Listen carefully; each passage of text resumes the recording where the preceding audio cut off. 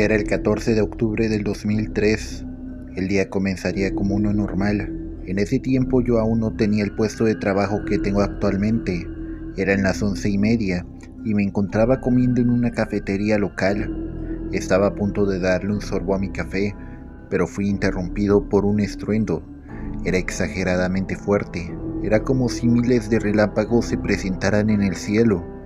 Todas las personas a mi alrededor quedaron asustadas y desconcertadas. Salí del local temeroso y no tardé mucho en darme cuenta de lo que estaba pasando. El cielo había sido manchado por un gran objeto. Este tenía la forma de un cilindro. En sus dos esquinas circulares había un gran agujero que dejaba ver el interior de la cosa. Tenía 100 metros de largo y 37 metros de ancho. Estaba rodeada de unas líneas fosforescentes de color verde. Lo primero que se me vino a la cabeza fueron extraterrestres. Sentí pánico por lo que iba a pasar. Creí que ellos nos exterminarían para quedarse con nuestro planeta o usarnos como fuente de alimento, pero la cosa solo se quedó flotando en el cielo y de esta solo emanaba una niebla. Pero aparte de todo, solo fue eso. Después de unas horas el ejército llegó con todas las máquinas de destrucción creadas por el hombre. Hasta dijeron por las noticias que habían autorizado el uso de armas nucleares. Los tanques, helicópteros, aviones se veían realmente insignificantes ante aquel cilindro. Eran hordas de máquinas que se encontraban alrededor de aquella cosa. Lo más sorprendente de todo es que todos los países del globo ofrecieron ayuda militar, ya que sabían que esto no iba a terminar bien. La verdad me sorprende que países como Rusia o China hayan ofrecido ayuda a los Estados Unidos. Creo que aquí el dicho encaja perfecto. Solo necesitamos un enemigo en común para estar en paz. Todos los habitantes de Peaceful Place fuimos desplazados hacia las montañas. Nadie se negó y no los culpo. Yo también cooperé.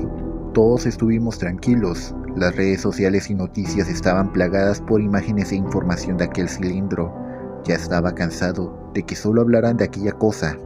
Habían pasado semanas desde que aquel cilindro se presentó en el cielo. Me empecé a desesperar por recuperar mi hogar y trabajo. No era el único que se encontraba harto de todo esto. Le empezamos a reclamar al ejército que qué era lo que iban a hacer con aquella cosa.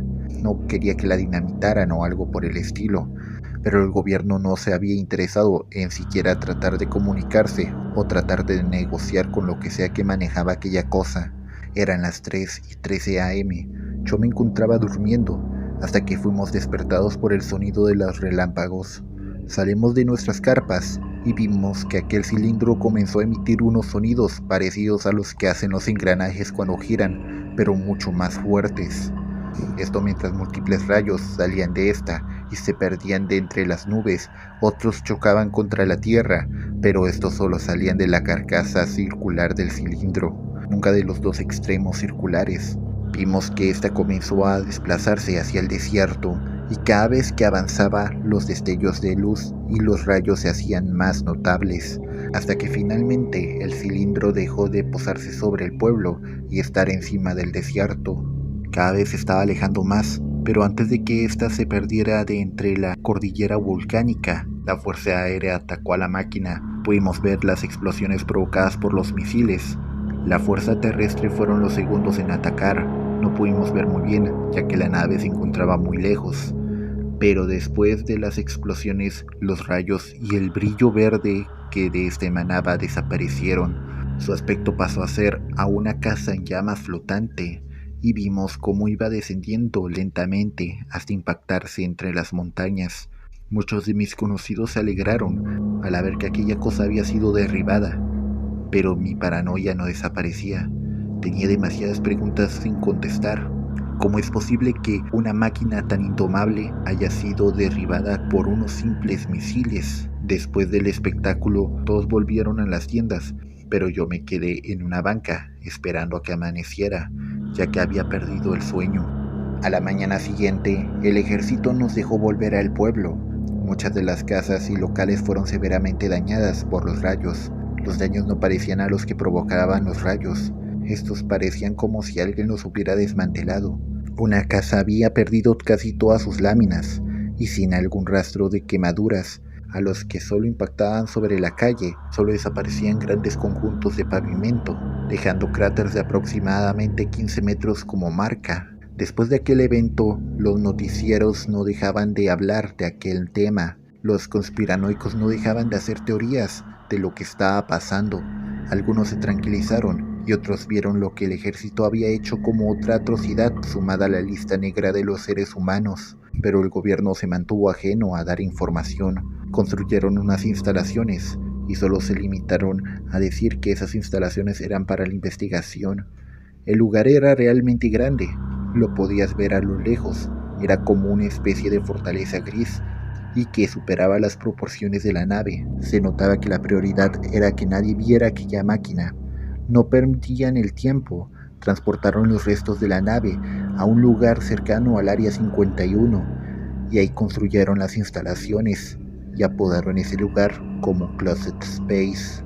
Han pasado 18 años después de aquel suceso y para ese entonces me había convertido en un reportero más o menos conocido. Había conseguido un buen puesto en el New York Times después de haber hecho una entrevista a una de las víctimas que más sufrieron a manos de Jeffrey Epstein. No era muy reconocido y siempre me la pasaba escribiendo artículos y breves entrevistas sobre huelgas y quejas de los contribuyentes. Ya me encontraba cansado, sabía que necesitaba una nueva historia y ahí fue cuando una ventana se abrió. Me encontraba en mi escritorio y dos hombres de traje se presentaron. Ellos me preguntaron si quería ser la primera persona en darse cuenta de lo que estaba pasando en las instalaciones de Closet Space, ya que hace unos 2 meses comenzó a sufrir mucha tensión por parte de la conducta de los noticieros. Representaban al gobierno como unos mentirosos y asesinos. Claro, la opinión pública comenzó a propagar rumores. Incluso se hacían marchas masivas en todo el país para que revelaran un poco de información. Incluso los expertos decían que es necesario saber más sobre ellos, ya que se trataba de alguna especie mucho más superior que los seres humanos. Solo daban información a otros gobiernos y siempre ponían aquella información como clasificada.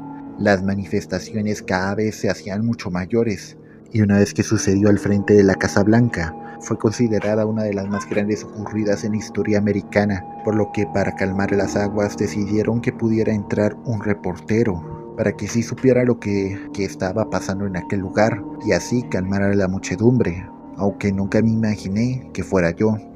Enseguida acepté, y cuando dije que sí, me comenzaron a explicar muchas cosas. Me explicaron la hora y la fecha que tenía que estar preparado, y me dieron también unas cuantas normas que tenía que seguir. La primera era que no podía llevar objetos de metal, la otra era que no podía llevar cámaras. Podía escribir lo que yo quisiera, pero nada de fotografías. La última era que no llevara nada de comida a las instalaciones. Después de esas advertencias, me hicieron firmar un contrato, el cual lo llené sin leer lo que estaba escrito debido a la emoción. El New York Times se dio cuenta de lo que había pasado. Todos mis colegas estaban felicitándome. Incluso los altos mandos me comenzaron a decir que si todo salía bien, me darían un mejor puesto. Es extraño. En el país existen reporteros con mejor renombre que yo, pero prefería no pensar en eso, ya que lo estaba viendo como un golpe de suerte, para así lograr alcanzar el éxito. Le conté todo esto a mi esposa y a mis padres, el cual comenzaron a felicitarme. Otros noticieros comenzaron a darme mejores propuestas. No dejaban de hacerme preguntas. La prensa ya me tenía harto, pero a la vez me sentía algo halagado.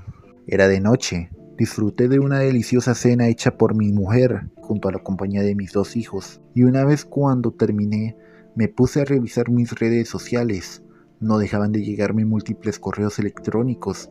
Algunas eran ofertas por parte de otros noticieros y otros de gente anónima que solo me deseaban lo mejor.